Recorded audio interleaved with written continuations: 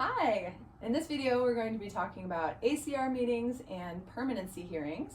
We'll start with the ACR, or Administrative Case Review meetings. These are supposed to happen at a minimum every 6 months.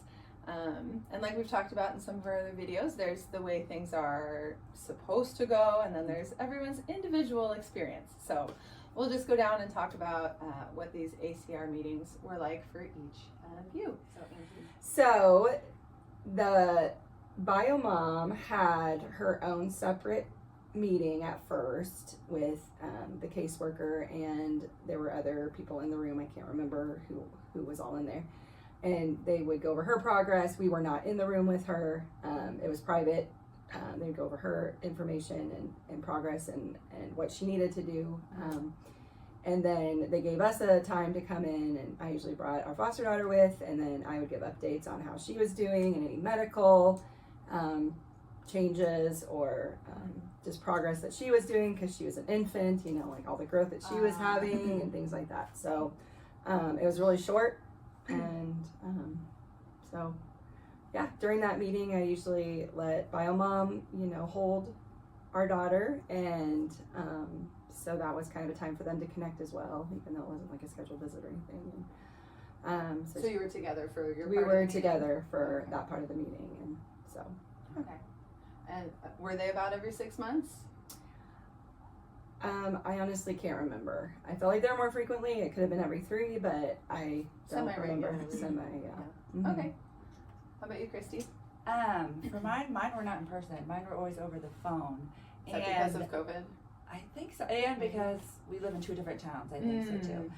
And so the social worker would just send me a time and a date, and I didn't get to pick or choose. She'd say, "This is when it's happening," and I would say, most of the time I had to work, so I was like, I can't make that. This doesn't work. So I was like, do I have to go? And she said, no. She said, as long as you give me an updated dental, vision, and doctors, then she would just use that information. Oh, okay. So if I had it, I would send it to her, and if I didn't have it, then she would call the doctor's office or the dental office and get that information from them. Oh, okay. And was it about twice a year, or? Yeah, I guess. I don't remember. Maybe once or twice a year. Once or twice a year. Okay.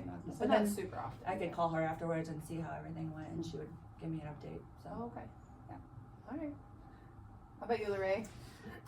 Well, I did some over the phone too. We also would meet in the Webster Cantrells, where our fostering was through, and we would meet there, and mom would have her meeting, and then we'd all be together, and they'd go over my part, and then we'd also review mom's part. And I don't know if it's because we were related that it was kind of different combined like that, but we'd go over where it was headed, if they were at the time they were looking at ending her rights, and so we discussed that in detail.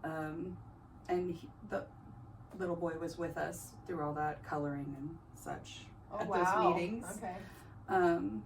Yeah, and I don't think we did it every 6 months. I feel like it didn't seem that often. Maybe 2 or 3 times over the course of 3 years. Oh, okay. But again, it could be because we were related and we were in communication, so she knew how he was doing as far as my part. Or maybe different agencies True. do it a little bit differently. Yeah. Okay. All right. Next, we'll talk about permanency hearings. These are court hearings, so we can. Yep, we'll start at that end and go this way. LaRae, what were permanency hearings like in your situation? Really short. Oh, okay. You kind of expect it to be something, but you wait longer than you're actually at court. Whenever they call us in, we'd all file in, because they're all private hearings, so you usually wait in the hall until the name is called. And it was at the courthouse, and we'd come in when it was our turn, and the judge would talk to the parents for teeny bits of times. The lawyers would speak. I'd get to speak with the lawyer before too, to kind of share my thoughts or how I perceive things going as well.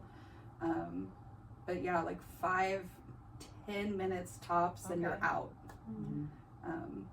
It was always short and sweet, and then continued in our case. Okay. All right. How about you, Kristy? It was during COVID, so ours were always Zoom. So they give you the link, and you would get on, and you would wait and wait and wait. Oh, I have to wait and on then Zoom they too. finally the judge would pull you in, and I could see the judge, I could see the 2 lawyers, and it was super fast. Like they would talk, and then the social workers would talk, and then, okay, we're gonna be in 6 months. Yep. And the judge would turn to me and say, "Do you have any questions?" And I was like, "I don't know what I'm supposed to ask."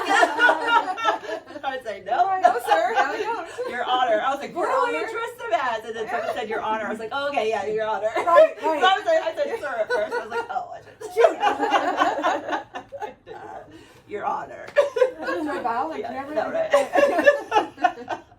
But yeah, that was my experience. Okay. Similar for you?